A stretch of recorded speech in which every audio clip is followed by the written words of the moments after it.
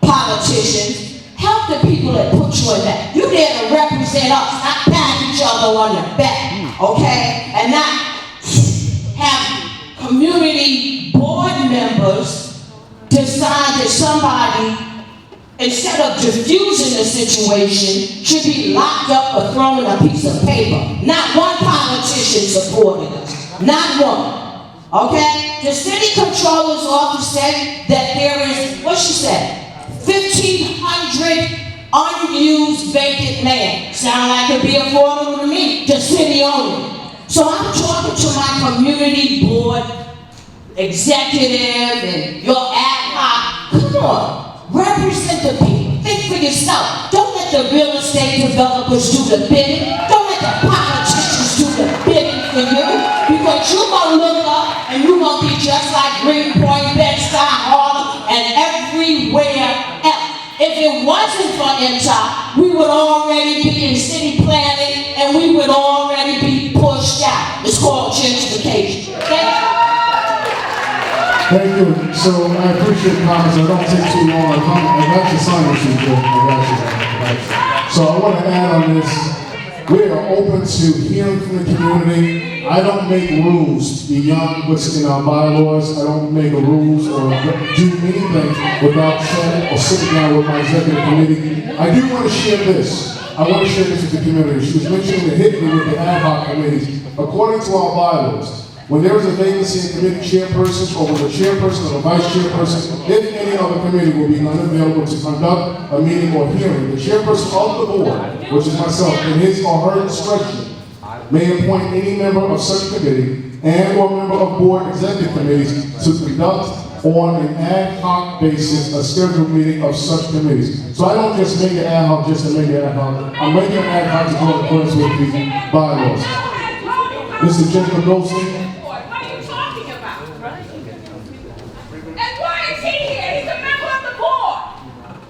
Good evening, everybody. For 34 years, I chaired this board, and I will tell you, we didn't have these outbursts. Now, moving right along. Now, one of the most important things we can do as a community is protect our property. There are hundreds and hundreds of seniors in our community that do not know they are in the threat of losing their homes, or regular citizens. 3 weeks ago, the Daily News and the New York Post published the lien list. When I was a chairperson, I will tell you, this list was the nearest thing to my heart. There are hundreds of properties within the confines of Community Board 9, north to south and east to west. And they have flagged on the last column the reasons why. A lot of them, people ignore tax water bills. But I remember as a chairperson speaking to an older person, and they told me the reason that I get bills from the city, but I pay my mortgage. Why do they keep sending me bills? And I asked him, how often do you get these bills? And he said to me, he gets them every month. He throws them in the garbage. Well, guess what? His house was on this list. And I will tell you that our board used to put these out. And it behooves the office to get a hold of this list, go through the list, and put it on the website so people stares in the face. This thing expires May 2nd at midnight. You do not have a lot of time because May 2nd at midnight, this is a time-sensitive item. May 3rd, your house is gone. It is gone. It has been taken by the city and will be sold in a lien sale. And if you don't know what that means, I'll be more than happy to tell you what a lien sale is. So my point is, despite the people who got their mouths open, beside the public consumption here, this is a very important document. The board has this document, and obviously somebody did not think it was important enough to publish it. I'm telling you, look at this document, north, south, east, and west of our board, and you'll be shocked to see your neighbors and your friends, their homes are on us. Thank you. Why is this coming from the house? So let me just say this. Thank you, Jake, for your comment. I haven't received it, and we're not. Every board got it. Okay, congratulations. Thank you. So now that you bring this information to the board, we know the deadline. I'm going to share this with Terry. But if you receive that information and you wouldn't have it, you are a board member. I would appreciate it if you had sent that to us prior so that we can post it on the website. But I thank you. I think you had your time. But I thank you. Sir, please. I thank you. So what I do. 1 million people got it. I opened What I up do, those papers. thank you very much, sir. Stared me in the face. Thank you, Jay. Thank you very much. So what I do, and I share this with the rest of the board members, if you have information, I said this, if you have information, send it to the board, and we have on our website a tab that says events, news, and I'm trying to make this transparency with the community to bring any information on the board, whether any city elected official, state or federal has information, we share it on the board. I will touch base with Terry tomorrow, we'll get this information, and we'll put it on the full board. Thank you very much. Dr. Fredericks is not here. Oh, there you go. All right. Dr. Fredericks, you get 3 minutes. Thank you very much. Jay Sorid, I didn't forget about you. Quiet, please. Because we could be. Now, here's the thing. I'm Dr. Frederick, and I'm going to say this. Alicia, please give me a time. We gave you a time to speak. Now, here's the thing. What is amazing is that if you want respect, you have to give respect. We give you guys respect, and we demand respect from you. Alicia, you know, this is the kind of behavior why certain people are not on the board. I'm sorry. I've had enough. And I think it's about time that we decide to respect the people who give of their time to be on this board. You understand? It is about time.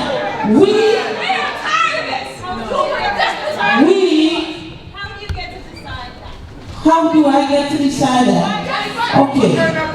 No, it's at this stage. I know. What kind of people supposed to be?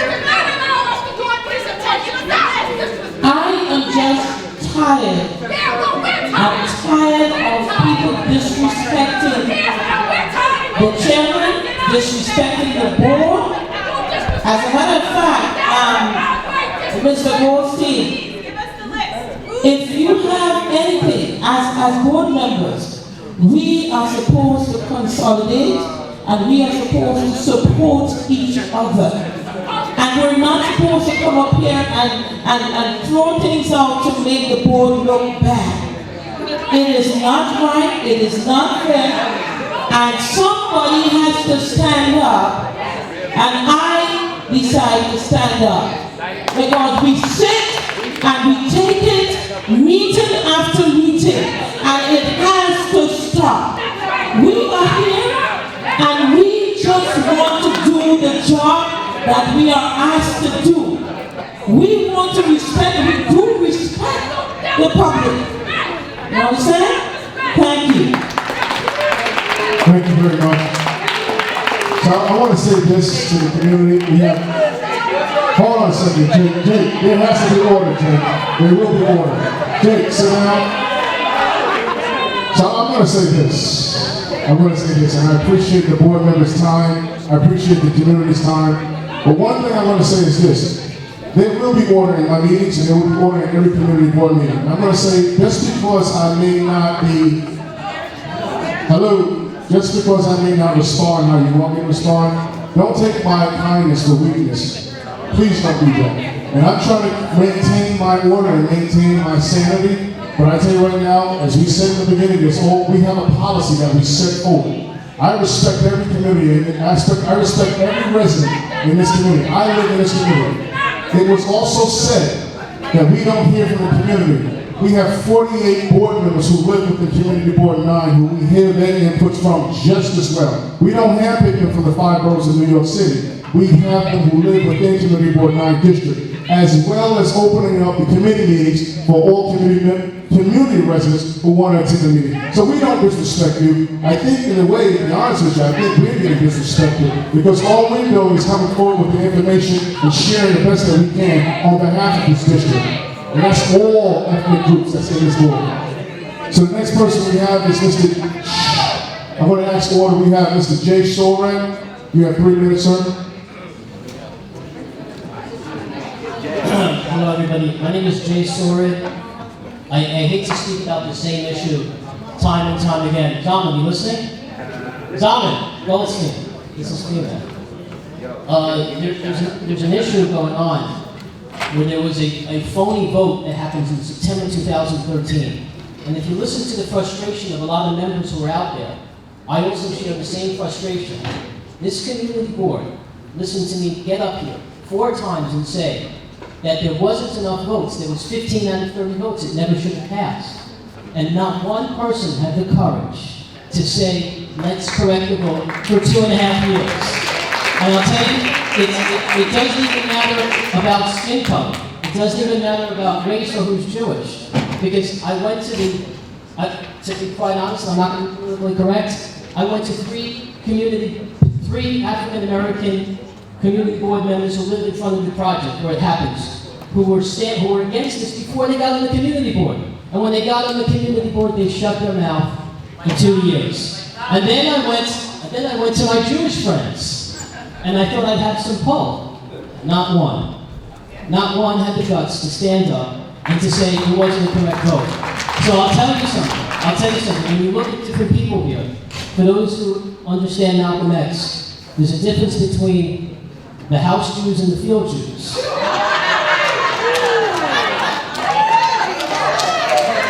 And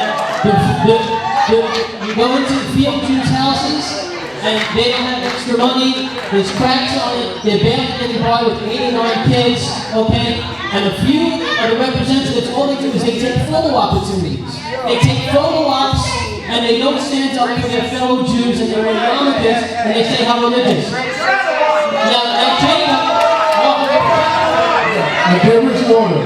Jake, there is order. Now, Jacob, let me address your title. You're the Assistant Commissioner of Homes and Community Renewal, correct? That is correct. Okay, fine. What does that mean, friends? You're the Assistant Commissioner of Homes and Community Renewal. The project that I've been complaining about is the affordable housing project which you voted on. Shut him up. No. I'm just telling the truth. I'm telling the truth. Okay, let me tell you something. This affordable housing is for real estate developers. It's not for Jews. The ZQA is only for 2-bedroom apartments. How are Jews going to fit in a 2-bedroom apartment, guys? Thank you, sir. I'm going to ask this. You know the sad thing about this? We moved the public comment period from the end of the business to have respect to the community, to give you the opportunity to speak, but not to bash everyone. We're not going to do that. We're not going to have that, especially not this meeting. So LaShawn Ellis, and there will be order. We have a long night. LaShawn Ellis. LaShawn Ellis, 3 minutes. All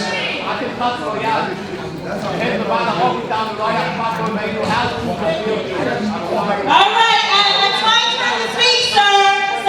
No, I don't want to speak over. That's great. I've got plenty of time.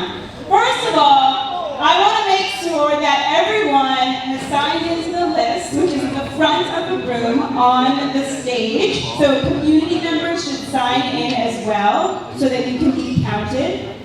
Secondly, I want to bring us to tonight. What happened here was atrocious. As a member of the ULUP committee, we did not vote to have the presentation done by the Empire Study Group for 15 minutes. That was not our vote. Thank you. Okay? No, it is not wrong. Whatever, that's your opinion. This group has been on the list to They declined to speak in December because that's the time when it's a holiday, it's busy, they didn't want to go up against coming to present during the holiday season. Back in the fall, this community sat through 2 community board sessions of the ZQA and MIH. 2 meetings. And we can barely get 20 minutes to present an alternate view of what can happen in this community. So don't tell us you are being fair. Do not tell us that you are not being biased. Okay? We also had a slot for January. We were told the night before the community board meeting that the presentation wasn't going to happen because there was something else on the agenda, which is the same thing we were told tonight. There were other things on the agenda. Liquor licenses. What else? What other things are important in the community? More liquor licenses. And then to tell us that we are being disrespectful when we stand up for our rights is atrocious. Thank you. The next person will be the co-op cops, and I want to say this to the full board and to the community. They had came in December on behalf of State Senator Jesse Hamilton to speak. They didn't present in December because they came to the executive committee and they said they were not ready. They were supposed to present in January. We had them present this month. When they came to the executive committee, it was agreed at the executive committee that we would give them 10 minutes to speak. They had agreed to present it in 10 minutes at our executive meeting. They went to the ULM committee. We presented before the ULM committee. This is our policies to present before the committee before coming to the full board. We followed our own policy and procedures. Then they came here, we agreed to 15 minutes, they agreed to 15 minutes, and we had a full agenda, so we did give them every opportunity. Mr. Thompson? I agree that we need to have order. I agree that we need to follow, I know you had a full agenda. What I don't understand, given the environment, given what we as a community have dealt with for 2 years, if not more, given the fact that we were trying to create an environment in which we can come together, as many people spoke about tonight, Aaron, Maxine, LaShawn, Jake, and others, we need to operate in one voice. And I agree with you fully. I know that you are all volunteers, and I respect you, and I acknowledge the time that you will all be given to be representatives of this board. But at the same time, we take our time as volunteers in the community to make sure that we're speaking out, to make sure that there is an alternative view presented, and to have the Professor Amina come to our establishment 2 times to present, and not give her 2 minutes. She's a graduate student. She worked hard for over a year trying to put this together, and to think that we could not allow her to present for 2 additional slides, her recommendations to us as a community, I would have thought that as a board you would have wanted to hear those recommendations. I also would have thought that we would have given time for questions and answers similar to the Parks Department. So I was a little surprised, and I'd like to understand what the procedure and policy is related to presentations and time for questions and answers afterwards. So again, I understand where you're coming from, Demetrius. I also would like you to just think about the tone that was set in this meeting tonight by not allowing 2 slides to be presented. It completely changed the energy in this room. It changed the conversation. I mean, the amount of bickering that has gone on tonight, the energy shifted completely, and I think it would have taken a completely different tone if you just had a few more minutes. Thank you. Ms. Jamie Nichols and Ms. Lynn Quarles. Jamie Nichols? Jamie Nichols? Yeah, Jamie Nichols is in Lynn Quarles. They're going to say anything about your policy. It's Janine. I wanted to talk about the very start of this meeting where we had read to us the rules of conduct for the community board meeting. I think we have all seen the evidence tonight that because there actually are no rules for legal conduct of the meeting here. The rules actually are made up as we go along. Okay? Sometimes you come to a meeting and you're told that you can't speak because you didn't register by noon. Okay? Sometimes you come, last month, Joyce Stewart came here, who's 80 years old? I don't know. She's indomitable, let's just say. But she came here in a snowstorm.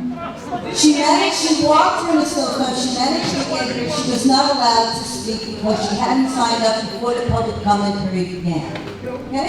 She ended up with pneumonia. Okay? She only came to speak to say what she was able to say tonight.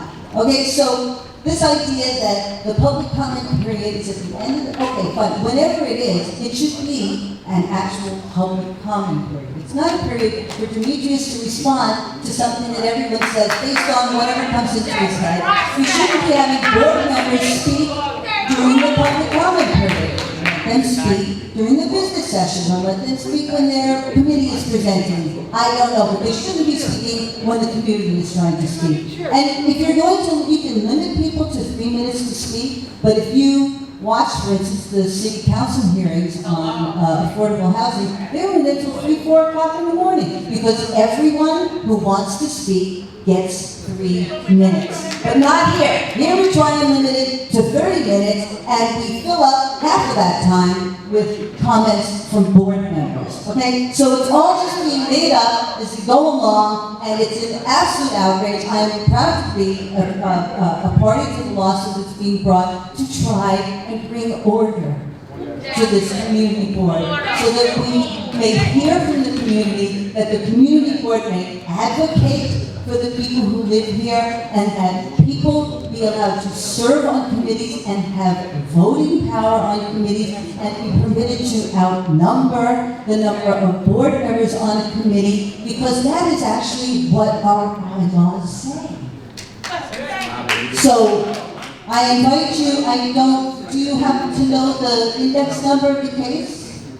1835/2016. Look it up. It's 167 pages. Take your time. There's 200 pages of evidence. Have a look. Thank you. Ms. Morrow?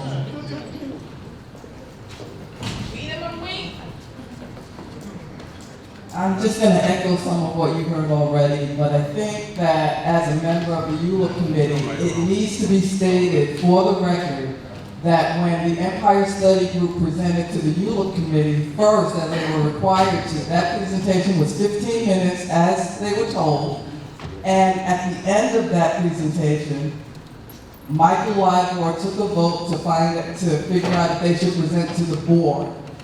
The time limit was discussed with Professor Angadi at the end of that meeting. Michael, you asked how much time do you need for the bigger meeting, and he said about 40 minutes. So how we got to 15 minutes, I'm going to say it was a misunderstanding. They made a mistake. But it was never supposed to be 15 minutes. There was conversation at the EULA committee. Warren Burke wanted to have more detail in the presentation. We said it was a bigger presentation, but that they were only being given a very top level summary at EULA.